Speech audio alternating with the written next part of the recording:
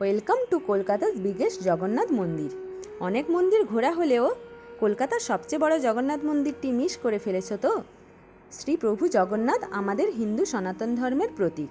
এখন তার দেখা মিলবে আমাদের এই কলকাতাতেই, আর তার সাথে সেই পবিত্র মুহূর্ত যখন ধ্বজা উত্তোলন করা হয়, আর মন্দিরের চমৎকার কারুকার্য যা আমাদের পুরীর কথা মনে করিয়ে দেয়। তাহলে দেরি না করে চলো দেখে নিই মন্দিরটি কোথায় আছে। ওয়েলকাম টু অপরূপা সিরিজ অফিসিয়াল। আমি অপরূপা চলে এসেছি তোমাদের আজ জগন্নাথ মন্দির পরিদর্শন করাতে, যেটা আমাদের হাতের নাগালেই। চলে এসেছি খিদিরপুরে। তোমরা যদি কেউ বাসে করে আসো তাহলে একবালপুরে নেমে কিছুটা হাঁটা পথে আসতে হবে 3-4 মিনিট, আর চক্র রেল ধরে এলে খিদিরপুর স্টেশন থেকে 3-4 মিনিটের হাঁটা পথ, আর নিজের প্রাইভেট কার বা ক্যাবে করে এলে জগন্নাথ মন্দির খিদিরপুর লোকেশন দিলেই চলে আসবে। তো আমরা এসে গেছি মন্দিরের সামনে। এখানে জুতো রাখার জায়গা আছে, শু স্ট্যান্ড বলে লেখাই রয়েছে লেফট সাইডে। তো ওখানে আমরা চলে যাব ভেতরে জুতো রাখার জন্য। জুতো রাখার জন্য কোনো টোকেন লাগে না বা টাকা পয়সা লাগে না, বা কেউ নেই এখানে যে কোনো কিছু তোমাকে স্লিপ দেবে। তোমাকে নিজের মতো করেই এখানে জুতো রেখে চলে যেতে হবে। ব্যাগ রাখার কোনো ব্যবস্থা নেই, ব্যাগ তোমরা সাথেই নিয়ে যাবে। এখানে মা বাটমঙ্গলার মন্দির আছে ঠিক জুতো রাখার অপোজিটেই, ওখানেও দর্শন করে আমরা ভেতরে চলে গেলাম। দেখতেই পাচ্ছ প্যান্ডেল করা রয়েছে, আর এখানে কৃষ্ণ আর রাধার একটা সুন্দর মূর্তি রয়েছে। এই প্যান্ডেল কিন্তু রথের উদ্দেশ্যেই, রথ শেষ হয়ে গেছে তাও প্যান্ডেলটা আছে, যেহেতু আমরা ঠিক রথের পরেই গেছি, নাহলে অন্য টাইমে এখানটা পুরো ওপেন থাকে। তো আমরা চলে যাব এবারে সামনে। এখানে পুজোর সামগ্রী ও ভোগ নেওয়া হবে এখানে পুজোর জন্য, আর পাশে রয়েছে মহাপ্রসাদের কুপনের কাউন্টার। বাট এখান থেকে ডাইরেক্ট এইভাবে কুপন কাটা যায় না, ফোনেই ওটা কাটতে হয় কুপনটা আগের দিন। যদি প্রসাদ খেতে চাও তবে প্রসাদ বিকেলে পাওয়া যায় না, আমরা বিকেলে এসছি তাই আমাদের প্রসাদ খাওয়ার কোনো ব্যাপার নেই। তো ওই ব্যাপারে আমি পরে তোমাদেরকে বলছি। আমরা এখান থেকে ভোগ নিয়ে নেব। এখানে বিভিন্ন দামে ভোগ নেওয়া যায়, মানে 51 টাকা, 101 টাকা, 201 টাকা, 301 টাকা। আমরা 51 টাকার করে প্যাকেট নিয়ে নিয়েছি। প্রতিটা প্যাকেটে আমরা যেহেতু 2টো প্যাকেট নিয়েছি তাই 2টো প্রদীপ দেখতে পাচ্ছ। একটা প্যাকেটে একটা করে ঘিয়ের প্রদীপ দেওয়া হয়, আর সাথে থাকে একটা কাঁঠালি কলা, একটা ধূপের প্যাকেট, আর বাবা জগন্নাথ দেবের হচ্ছে প্রিয় খাজা আর গজা। এই হচ্ছে আমাদের 51 টাকার ভোগে মিলেছে। তো এইটা নিয়েই আমরা এবার যাব, কিন্তু পুজো দেওয়ার আগে এখানে নিচেই প্রদীপ জ্বালিয়ে এবং ধূপ দেখিয়ে তারপরেই ওপরে পুজোর জন্য যেতে হয়। তো এখানে আমরা একটু জগন্নাথ দেবের উদ্দেশ্যে আমরা একটু প্রদীপ আর ধূপ দেখিয়ে দেব এবং মনের ইচ্ছে জানাবো। তারপরে আমরা ওপরে যাব, এবং ওপরে গিয়ে যে কতটা সুন্দর মন্দিরটা এবং তার পেছনে কত কত ইতিহাস লুকিয়ে আছে সেগুলোও তোমাদেরকে জানাবো। তাই স্কিপ না করে সাথে থেকো এবং আমার সাথে মন্দিরটা পরিদর্শন করো। তোমাদের সুবিধার্থে আমি আমার ডেসক্রিপশন বক্সে এখানকার অ্যাড্রেস দিয়ে দেবো, তোমরা ইজিলি আসতে পারবে। এই দেখো মন্দিরে ওঠার সিঁড়ি, সিঁড়ির বাঁ দিকেই রয়েছে ফুলের দোকান। এখান থেকে তোমরা ফুল নিয়ে নিতে পারবে। পদ্ম ফুল হচ্ছে 15 টাকা পিস, আর মালা হচ্ছে 3টের করে সেট হয়। সরু মালাটা 50 টাকা 3টে, আর মোটা মালাটা 100 টাকা 3টে। আর তুলসী পাতা মালা কিনলেই দেওয়া হয়। তো তোমরা ফুল নিয়ে এখান থেকে চলে যেতে পারবে, বাইরে থেকে কিছু আনার দরকার নেই, সব তোমরা মন্দিরের ভেতরেই পেয়ে যাবে। শুধু একটু সময় করে জগন্নাথ দেবের দর্শন করার জন্য এলেই হলো। পুরী যাওয়া সবসময় সম্ভব নয়, এখানে পুরীর আদলে সমস্ত কিছু করা হয়, তাই এটাকে মিনি পুরী মনে করা হয়। তো এখানে জগন্নাথ দেবের দর্শন করব, তাই তোমরা আমার সাথে থেকো। আর মন্দিরের পুরোহিতজির কাছ থেকে সমস্ত ইনফরমেশনও আমরা জেনে নিতে পারবো, মানে মন্দিরের ইতিহাস, কবে এখানকার মন্দির প্রতিষ্ঠিত হয়েছে এবং কিভাবে কি পুজো করা হয়, সমস্ত কিছু এখান থেকে তোমরা জেনে নিতে পারবে, এমনকি এখানকার সময় সব কিছু। এই হচ্ছে সেই মালা, যেই মালা আমরা কিনেছিলাম। আর পদ্ম ফুল, এখানে পুজো দেওয়া হচ্ছে, নাম আর গোত্র বলে দিলেই হলো, আর তোমরা যা চাইবে সেই হিসেবে দক্ষিণা দিয়ে দেবে। এই হচ্ছে পুজো দেওয়া হয়ে গেছে, এবারে শুনে নাও। 1944 দেশের স্বাধীন হওয়ার আগে ছিল, ছোট ছিল, এটা বড় মন্দিরটা 23 পুজোটা একটু বলুন এই মন্দিরটা সম্পর্কে। মন্দির সকাল 6টারে খোলে, 1টারে বন্ধ হয়, বিকেলে 4টারে খোলে, রাত্র 9টারে বন্ধ হয়। মন্দির সকাল 6টারে মঙ্গলা আলতি হয়, 8টার 8:30টার মধ্যে বল্লভোগ হয়, 12টার 12:30টার মধ্যে মধ্যাহ্ন আলতি হয়, সন্ধ্যা আলতি সূর্য অস্ত দেখেই করা যায়। আচ্ছা, আর 8টার 8:30টার মধ্যে শয়ন আলতি হয়, তারপরে গীত গোবিন্দ পাঠ হয়, তারপরে পট্টা বন্ধ হয়।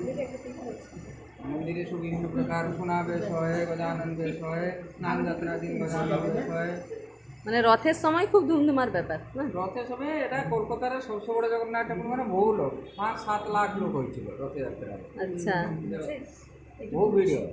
এখানে মহাপ্রসাদ পুরী মতন হয়ে পুরী রাজায় মন্দিরকে কলকাতার শ্রীক্ষেত্র মান্যতা দিয়েছে। কলকাতার এটা শ্রীক্ষেত্র, পুরী শঙ্করাচার্য মাধ্যমে নবকলবর হয়েছে। এখানে পুরী শঙ্করাচার্য ছিল। তো তোমরা জেনে নিলে এখানে সকাল থেকে রাত অবধি কিভাবে প্রভু জগন্নাথ দেবের সেবা করা হয়। এবারে কিছু ইতিহাস নিয়ে বলি। দেখো, এখানে জগন্নাথ দেবের বিগ্রহের ঠিক অপোজিটেই রয়েছে গরু স্তম্ভ। মন্দিরে প্রবেশের আগে এই স্তম্ভকে কোল করে 3 বার দর্শন করতে হয় প্রভুকে। মন্দিরে প্রবেশের আগেই, তারপরেই তোমরা প্রবেশ করবে। আমরা এইভাবে প্রবেশ করে পুজো দিয়ে নিয়ে পরিক্রমা করেছিলাম 4 বার। আমাদেরকে এটা পুরোহিত ঠাকুরই বলেছিলেন 4 বার পরিক্রমা করার জন্য। তারপরে আমরা মন্দির পরিদর্শন করলাম এবং তার সুন্দর কারুকার্য দেখলাম। সেই দর্শন তোমাদেরও এবার করাবো। মেন মন্দিরের দুদিকেই রয়েছে খোলা ছাদ, আর সেই ছাদে ছোট ছোট মন্দির করে বিভিন্ন দেবদেবীকে স্থান দেওয়া হয়েছে। প্রথমেই রয়েছেন গণেশজি। গণেশের মন্দির এখানে রয়েছে, আর প্রত্যেকটা মন্দিরের বাইরেই নেমপ্লেট লাগানো রয়েছে। তারপরে রয়েছেন মা সরস্বতী, এই সরস্বতী দেবীর মূর্তি। তার ঠিক পাশেই রয়েছেন হনুমানজি, উনি বিরাজমান। তার পাশেই রয়েছেন বিমলা মন্দির, এখানে মা বিমলা স্থান পেয়েছেন। একটু পেছন দিকে সাইড করেই রয়েছে সূর্য মন্দির, এখানে সূর্যদেব বিরাজমান। বিশাল খোলা ছাদ, ওই ছাদের মধ্যে বসে তোমরা সময় কাটাতে পারবে এবং প্রভু জগন্নাথকে স্মরণ করতে পারবে। এবং পুরী যেতে পারছো না বলে একদম দুঃখ করবে না, মন খারাপ হচ্ছে না, মন ভালো লাগছে না। অনেক দর্শনার্থীর সাথে দেখা হলো, ওনারা কিন্তু এখানে এসে সময় কাটিয়ে যান। এখানে রয়েছেন সাবিত্রী দেবীর মন্দির। তার ঠিক পাশেই চলে যাব আমরা মা লক্ষ্মীর মন্দিরে, এখানে দেবী লক্ষ্মী বিরাজমান।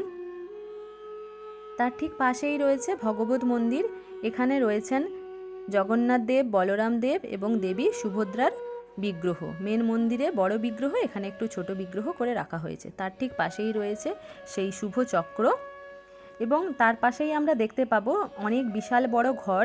এখানে থেকে ভেতর থেকে বাইরে দেখা যায় মন্দিরটাকে, এবং যে দর্শনার্থীরা দিনের বেলা আসেন প্রচুর গরমে এখানে ওনারা বসেন। এবারে আমরা দেখে নেব মন্দিরের এই সুন্দর কারুকার্য, এবং এতে খোদিত আছেন শ্রীকৃষ্ণের বিভিন্ন কালের ভিন্ন ভিন্ন অবতার রূপ। এই রূপ দর্শন করাটাও এক পুণ্য।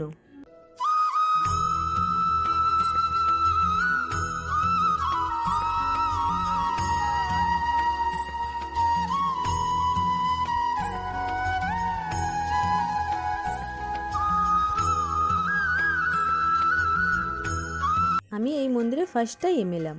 পুরীর মন্দিরে যেমন বিকেলবেলা ধ্বজা উত্তোলন করা হয়, সেই একই রূপে এই মন্দিরেও রোজ ধ্বজা লাগানো হয়। এই সুন্দর অপূর্ব দৃশ্য দেখব ভাবিনি, খুবই ভালো লাগছিল। ধ্বজা হলো খুব শুভ ও মঙ্গলময়, এর রূপ দর্শন করা খুবই সৌভাগ্যের। দেখো দর্শনার্থীদের ভিড় জমে গেছে, আর ঠিক পেছনেই খিদিরপুরের ট্রেন লাইন। এই শুভ মুহূর্ত উপভোগ করো, আর সবাই দুহাত তুলে বলো জয় জগন্নাথ।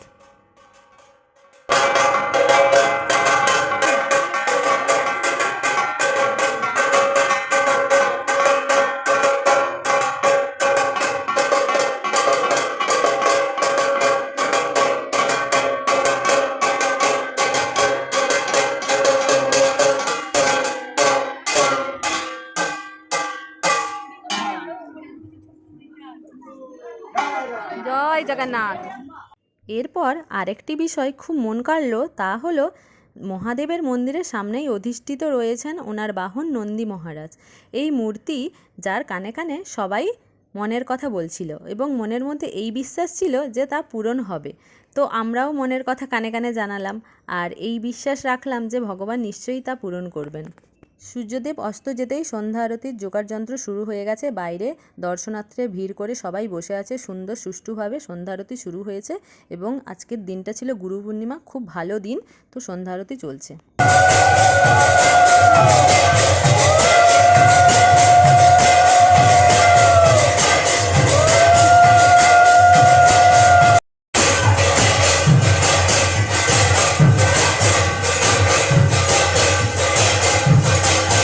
সন্ধ্যা আরতির পর বিগ্রহের সামনে গীতগোবিন্দ পাঠ এবং কীর্তন চলছে। 7:30 বাজে। আমরা দেরি করলাম না। এই সন্ধ্যা আরতির পরেই প্রভুর কাছে যে প্রসাদ দেওয়া হয়েছে সেটা সবার হাতে হাতে দেওয়া হয়।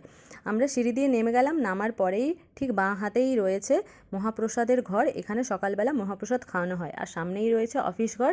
এখানে এসে রুমের জন্য কথা বলতে পারো। এখানে থাকার ব্যবস্থাও রয়েছে। এই হচ্ছে সেই ঘর যেখানে নিচে বসে এবং চেয়ার টেবিলে বসে খাওয়ানো হয়। আর তার মূল্য হচ্ছে 150 টাকা। আগের দিন তোমাদের ফোন করে কুপনটা কেটে নিতে হবে এবং এখানে এসে কুপনটা হাতে কালেক্ট করে নিতে হবে। আর পার্সেলের জন্য 180 টাকা। তো সমস্ত রকমই ব্যবস্থা রয়েছে। আমি ফোন নাম্বার দিয়ে দিচ্ছি। বেশ কয়েকদিন ধরেই মনটা খারাপ ছিল। আজকের সন্ধেটা সেই মন খারাপ লাগাটাকে অনেকটাই পাল্টে দিল। প্রভুর দর্শন করে আর এখানে সময় কাটিয়ে সত্যিই খুব ভালো লাগলো। এবারে বাইরে চলে এসেছি, ওয়েট করছি ক্যাবের জন্য। তোমাদের একটু সামনেটা দেখিয়ে নিই আরও একবার। এখানটা কয়েকদিন পরেই সব খুলে ফেলা হবে। এখনও রথ রয়েছে, দেখো এগুলো সমস্ত কিছু পরিষ্কার হয়ে যাবে। সকালে যেমন মহাপ্রসাদের পুণ্যলাভ ঘটে, তেমনি বিকেলেও সন্ধ্যা আরতির সুখ পাওয়া যায়। তাই যখন এসে তোমরা প্রভুর দর্শন করে যেতে পারো এবং চ্যানেলটাকে সাবস্ক্রাইব করে তোমরা পাশে থেকো। সবাই ভালো থেকো, সুস্থ থেকো। জয় জগন্নাথ।